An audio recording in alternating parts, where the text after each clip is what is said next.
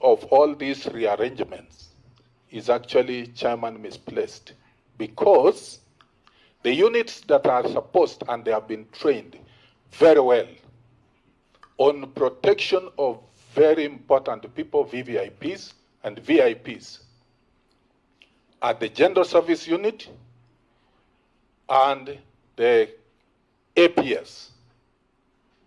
And Chairman, you recall just a week, 2 weeks ago, Chairman, we were at Kanyonya, Chairman, you'll recall, where we have the Border Patrol Unit and the training.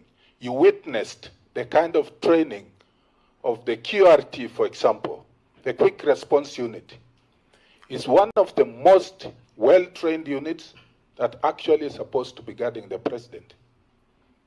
Now, based on that reorganization, CS, if you can clarify, even for the public, it would really help everybody to understand that aspect. The second question, I believe that our police officers are well professionally trained and they are doing a good job. Of course, they need to be funded in those areas of shortcoming.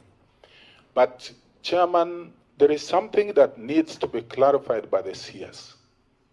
Whether there is a gap in law in terms of the numbers we deploy, more particularly, Chairman, I want to give an example. In America, when Donald Trump was elected to be president, he resigned from all the companies he was guarding. I think there's something not very, very clear about what the CS brought out, that requests for guarding of even a butchery. I think this question has either gap, and I think the CS, if you can clarify, then, Chairman, I would propose as a committee, we come up with amendments to make sure some of those gaps are fixed. Thank you, Chair. Thank you, thank you. I thought you would start by saying you were previous commandant of which college? Chairman, I was commandant of the AP Training College at Embakasi, and some of these officers who have been deployed to guard the deputy president are some of the most well-trained internationally, not local training. They are trained internationally. Okay, thank you. So, and very, very have the confidence that they have what it takes to do the job. Thank you. Honorable Shule. Thank you, Chair. I have two questions for the CS. There was this famous gentleman by the name Kenei. Could he tell the committee, was this gentleman a GSU officer who worked at the DP's office? Was he a GSU officer or an administration police officer? Question number two. Tongi.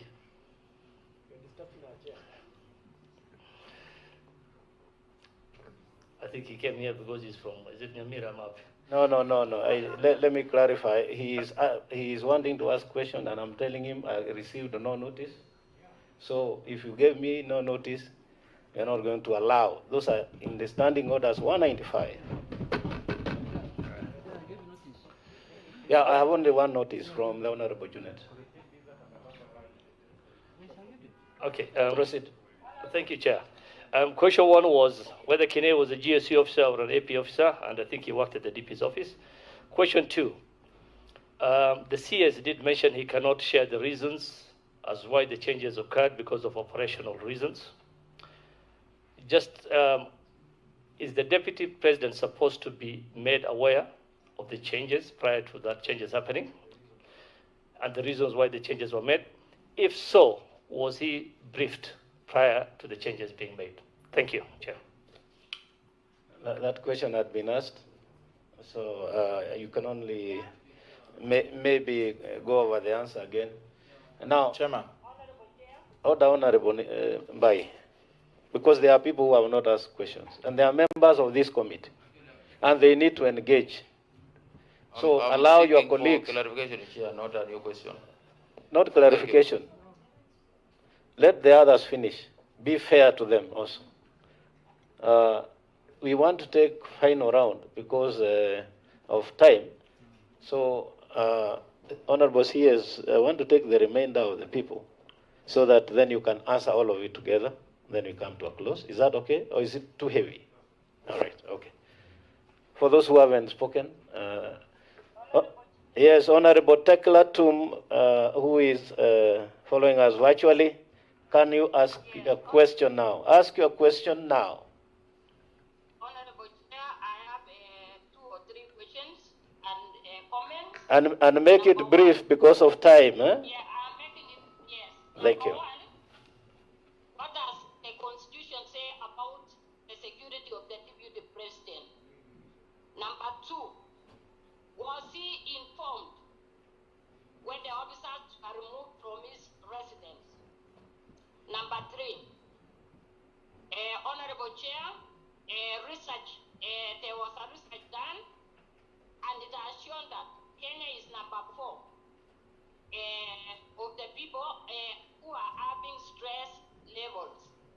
Honorable Chair, we are 1 year or less to the elections and we have to take care of everything we are doing now, even in the security. I normally talk very well of our security apparatus, and I know the CS is very good in his job, and he has to tell the people who are doing the operations, the transfers are not able to do things in the right way.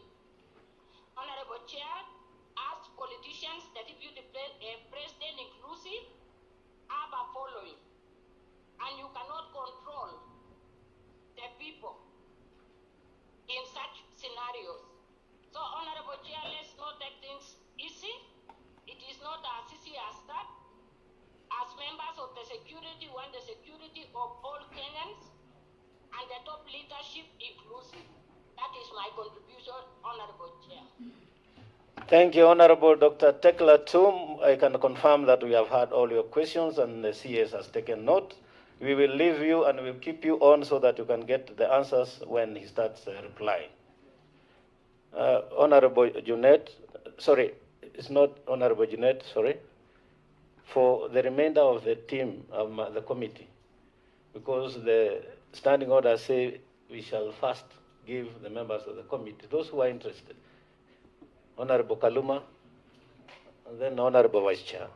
Then in that order, after that we'll go to Honorable Junet. I thank you, Chair, and I thank you, CS Chair. I traveled from Homa Bay to Nairobi by road last night. In fact, I arrived here, Chair, you remember. I communicated with you.